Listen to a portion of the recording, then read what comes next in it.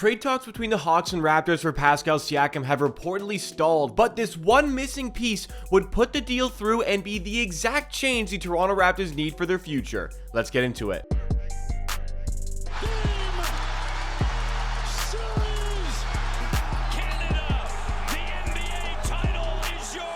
Welcome everybody to Amateur Hour Sports, the YouTube channel that is dedicated to Toronto Raptors content and videos, live streams, and shorts. If you like what you see from today's video, make sure to hit that like button and subscribe for more Raptors content just like this all throughout the offseason and beyond. But Raptors are working on a trade involving Pascal Siakam, and it seems as though the talks around the player have died down. But they could be reignited by that recent article by Charania of The Athletic stating that the Atlanta Hawks offered the Raptors DeAndre Hunter, AJ Griffin, and draft compensation for the player, but ultimately, seeing as Pascal Siakam is still on the Toronto Raptors roster, it is a trade that did not go through. And most Raptors fans are in agreement about this one as far as this trade is concerned.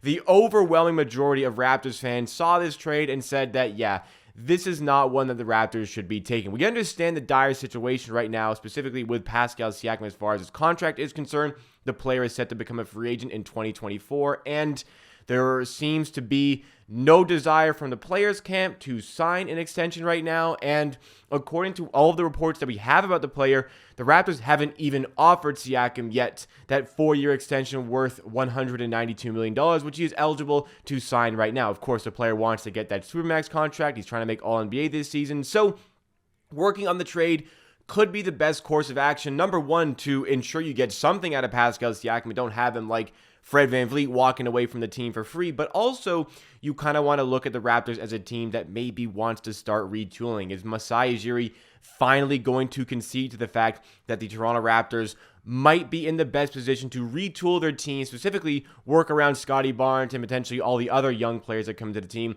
such as Gradey Dick, who's already here, and potentially another piece that could be involved on the Atlanta Hawks side of things. I spoke about in the most recent video on this channel about the Raptors side of things, Masai Ujiri side, Pascal Siakam side of things, but not enough really of emphasis from myself was put on the Atlanta Hawks side of things. So you got to think about what the Atlanta Hawks are trying to do here. Yes, they really want to maximize this current era with Trae Young, especially with Dejounte Murray. After all, they forfeited a lot of draft capital to bring in Dejounte Murray last summer, and though it didn't quite work out specifically as they would have wanted, they are thinking that things can turn around this season, especially after the team looked reinvigorated after firing their previous head coach and hiring Quinn Snyder. So now the team is thinking, hey, this could be the year to really go for it. Pascal Siakam could be that exact complementary piece that we need for a star player like Trae Young. Imagine having Dejounte Murray as your third offensive option behind Trae Young and Pascal Siakam. That is a pretty mouth-watering sight for Hawks fans, but also, they need to consider the fact that Siakam has made it explicitly clear that he is not going to sign an extension with whichever team he gets traded to. Now, I'm not sure if that's exactly what Pascal Siakam is thinking in this scenario. I think ultimately, and I've said it many times in this channel, that's not Siakam's concern. His concern is not his long-term future with whoever he goes to. His concern right now is making an all-NBA team this season with the Raptors to be Supermax eligible. He is only Supermax eligible if he makes All-NBA this season and he does it with the Raptors. He does not have his Supermax eligibility if he is traded to a different team. So I think the comments about not wanting to sign an extension with another team, I think ultimately that's just stemming from Siakam not wanting to get traded. And that's him trying to disincentivize teams from trading for him. Kind of like Damian Lillard saying he only wants to go to Miami. Pascal Siakam is saying he's not going to sign an extension with whoever he goes to. It's just a deterrence for other teams to know that, hey, I only want to be in this specific destination, and player power these days, usually players can get their way. So thinking about that from an Atlanta Hawks perspective, even though I think that it's just a cover-up for the Supermax thing, Siakam saying that he doesn't want to sign an extension, that's something that certainly needs to be taken into considerations, and you have to trade for Siakam,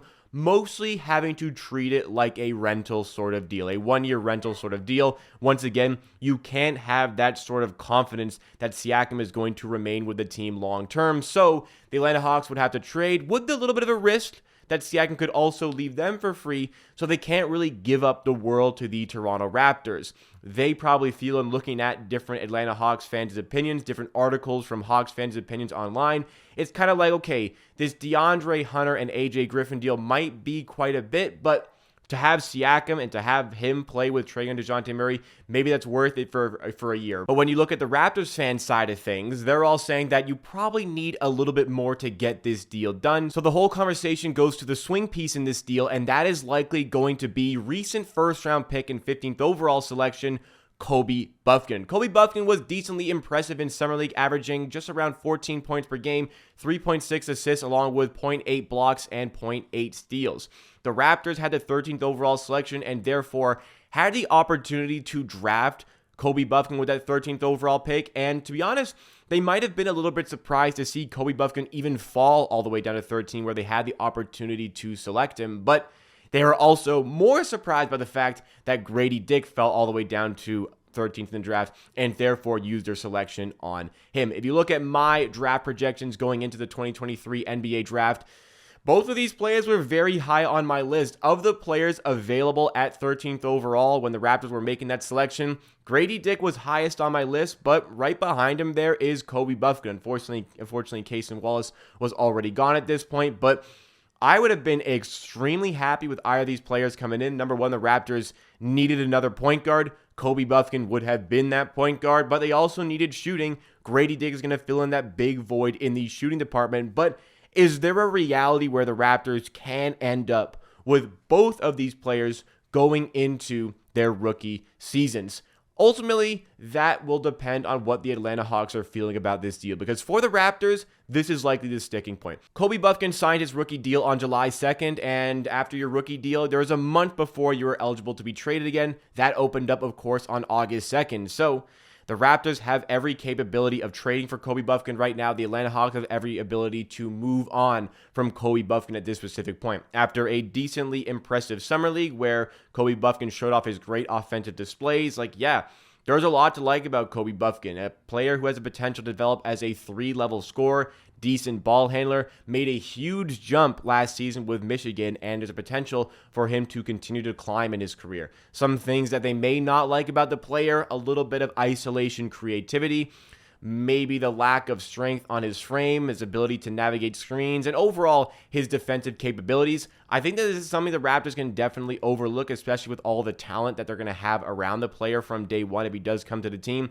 So I was a massive fan of Kobe Bufkin going into the draft. The Raptors were massive fans of Kobe Bufkin going into the draft, and likely, I'm still a big fan. The Raptors are still likely a big fan of the player as well. So the thing that is going to turn this deal, to turn the tide of this situation, is if the Atlanta Hawks go ahead and add Kobe Bufkin into this deal. At this present point, if it's DeAndre Hunter and Kobe Bufkin, I'm probably still going ahead and making this deal even without AJ Griffin on the side.